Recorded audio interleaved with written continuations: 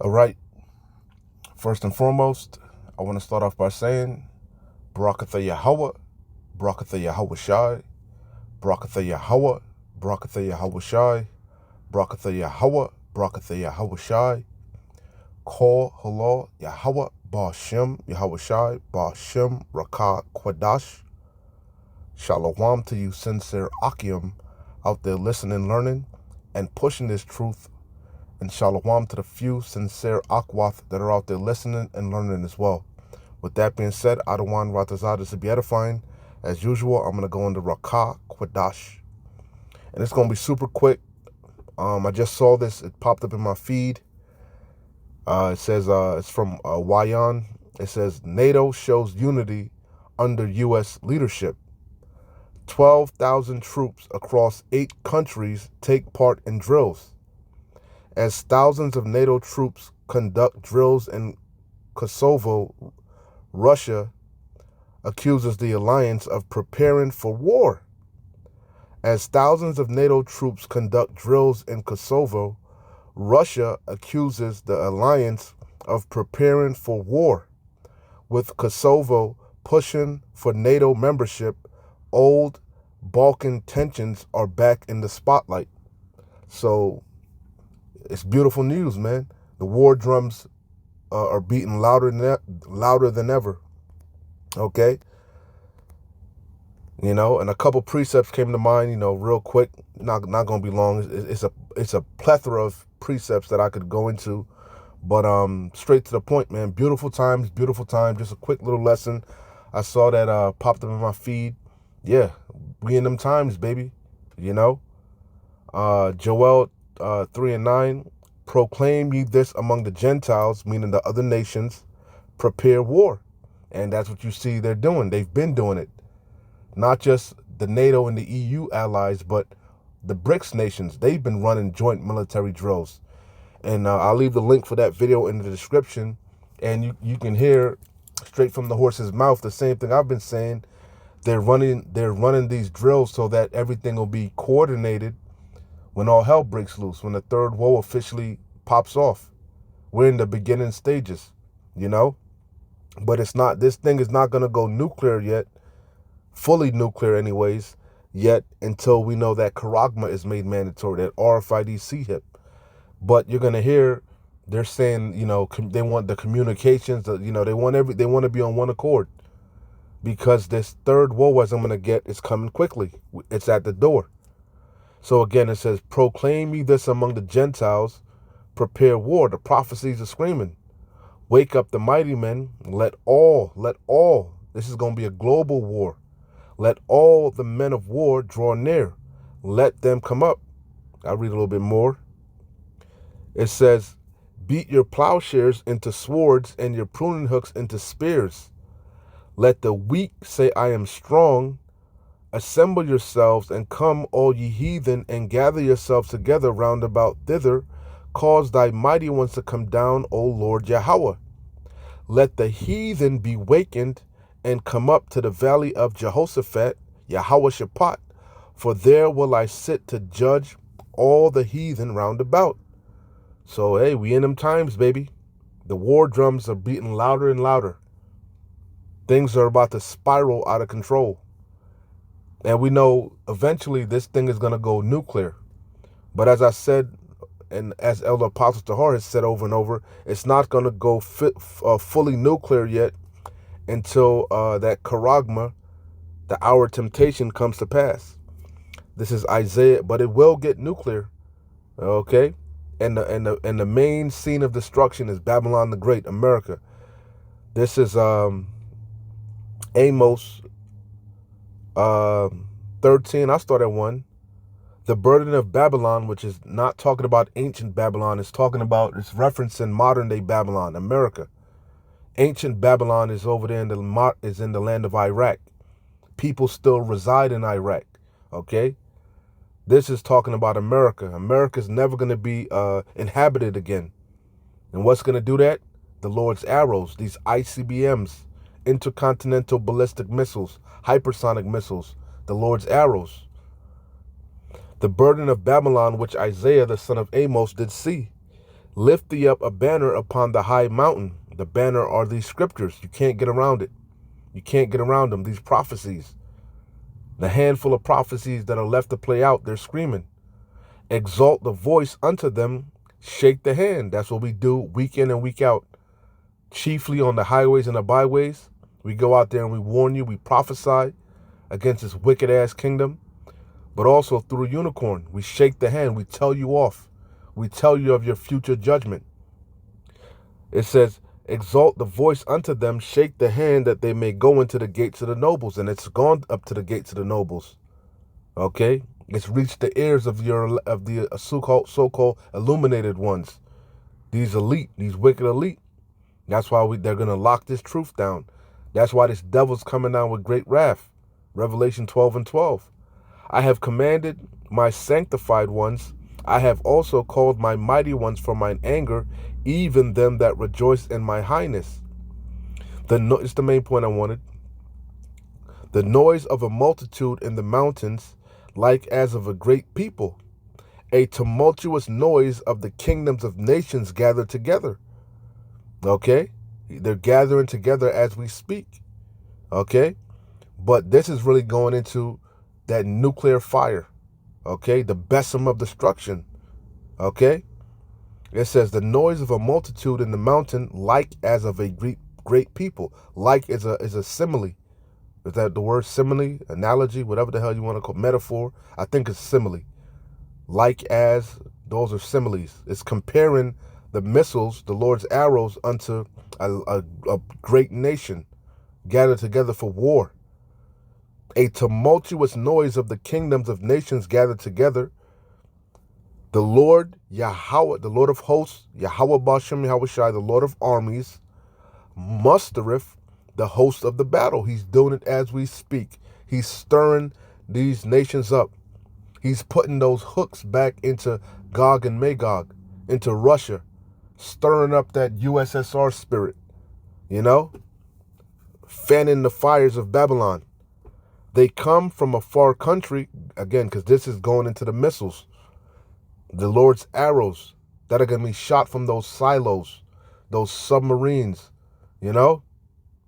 They come from a far country, from the end of heaven, even the Lord, Yahweh, because Yahweh Bashem Yahushai is a consuming fire. His spirit is going to be in those missiles. And again, the war drums are beating louder than ever. You just had Ukraine. They bombed some of Russia's nuclear bombers, nuclear aircraft carriers, or nuclear planes, or whatever the hell you want to call them. They're planes that carry nuclear warheads. They bombed them, So things are escalating.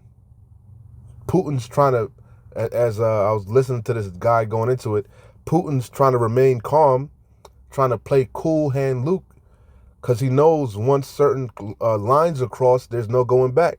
And he knows what this third world war, he knows what it entails. Okay? So he's trying to restrain himself. But Babylon the Great, chiefly Amalek, okay, the least of the flock, they're drawing them out. They come from a far country because everything's crashing. Okay? The BRICS, they're trying to prosper and thrive and get everything up and running. But America, Babylon the Great, is losing its hegemony. Its economy's collapsing. Debt is increasing. They're losing their hegemony, their power seat. So when all else fails, what do? They take you to war. All wars are bankers' wars. They're going to war. They're preparing right in front of your very eyes. They've been preparing. And things are about to spiral out of control. They come from a far country, from the end of heaven, even the Lord Yahweh, and the weapons of his indignation, his righteous anger, to destroy the whole land, primarily Babylon the Great, America. Howl ye, for the day of the Lord Yahweh is at hand. It shall come as a destruction from the Almighty. Therefore shall all hands be faint, and every man's heart shall melt. You're going to poop your panties when you see them arrows shot off. When you hear that emergency broadcast system saying, warning, warning, this is not a drill. This is not a drill. As scripture say, men's hearts failing for looking upon those things that are coming upon the earth. This is Revelation 11 and 14. The second woe, woe means destruction. You've had two major woes, two major world wars. World War I, World War II. And they weren't that long ago. The second woe is past, and behold, look, the third woe cometh quickly, the third destruction, the third world's war is coming quickly. It's nigh. It's at the door. They're preparing for it. Isaiah 9 and 5, for every battle of the warrior is with confused noise and garments rolled in blood. That's conventional warfare, which is it's going to be conventional in the beginning stages of this war, but things are going to spiral out of control and it's going to go nuclear, as I'm reading about. It's going to get out of hand. For every battle of the warrior is with confused noise and garments rolled in blood. But this shall be with burning and fuel of fire. It's going to be nuclear. Those nuclear missiles, those warheads are going to be shot off. Malachi 4 and 1. For behold, look, the day cometh that shall burn as an oven, and all the proud, yea, and all that do wickedly shall be stubble. And the day come that shall burn them up, saith the Lord Yahweh, the Lord of hosts, Yahweh Bashem Yahweh Shai, that it shall leave them neither root nor branch. What's going to do that? The Lord's arrows, those intercontinental ballistic missiles, and those hypersonic missiles coming from one end of the earth to the other. Okay? And that day, you could see it clearly. You could see it clearly. Zechariah 14 and 12. That's the point. Zechariah 14 and 12. And this shall be the plague. This is going to be the ultimate plague, the ultimate judgment. There's going to be many plagues. Many plagues are being unleashed as we speak. Yahweh Bashem Yahweh Shai is visiting Egypt as before. He's plaguing Egypt as before. Tornadoes, these storms, hurricanes, tsunamis, earthquakes, pestilences, plaguing the crops, many plagues, okay? Many more to come. Famine, But the ultimate plague, the cherry on top, the end-all be-all is going to be that nuclear destruction, okay? So it says, and those chariots, the chariots of the Lord, which you ignorantly call UFOs, UAPs, them laser beams being shot off from the chariots. That's the ultimate cherry on top. Okay? And this shall be the plague wherewith the Lord Yahweh will smite, means to utterly destroy, to waste, to utterly waste. That's what happened to Sodom and Gomorrah in those neighboring cities. The Lord smit it. It was smitten. Nothing grows there. You got the Dead Sea, the saltiest body of water in the world. Okay, why? Because those people were decalcified. What you call it? I can't think of the word, but yeah, all the water, all the liquid, the water was drained out of their body, out of everything. That's why it's salty. Okay, that's what happened to Lot's wife. She turned to a pillar of salt because the Lord smiting that land, and He's gonna smite Babylon. And this shall be the plague wherewith the Lord Yahweh will smite all the people that have fought against Jerusalem, and were a people before a place, and were scattered amongst the four corners of the earth. But the bulk of us are in the Americas, chiefly North America, chiefly in the US of A, Babylon the Great. It says, their flesh shall consume away while they stand upon their feet. That's what Sarah, brothers always talk about it. Terminator 2, Judgment Day. That's what Sarah Connor saw. That's what her vision was. Of what? America being nuked. She was holding on to the fence and she melted. I'm reading about it. This is where they got it from, out of the scriptures. And this shall be the plague, and Putin knows it, everybody knows it. Sleepy Joe knows it. No, that's World War III. Everybody knows about the Battle of Armageddon. Everybody knows, you know? But they think, they're hoping, they're praying it's not going to come to pass in their lifetime, but they're wrong. It's nigh. This day is nigh at hand. And this shall be the plague wherewith the Lord Yahweh will smite all the people that have fought against Jerusalem. Their flesh shall consume away while they stand upon their feet, and their eyes shall consume away in their holes, and their tongue shall consume away in their mouth. Again, this is going to be with burning and fuel of fire. This day is drawing nigh. You know, I'm going to close out here. And Revelation 18, straight to the point, verse 17. Matter of fact, let me see. I started 17, but the whole chapter is dedicated to the downfall and the destruction of America the Great. Okay? But I'm going to close out here. Revelation 18 and 17. For in 1 hour, matter of fact,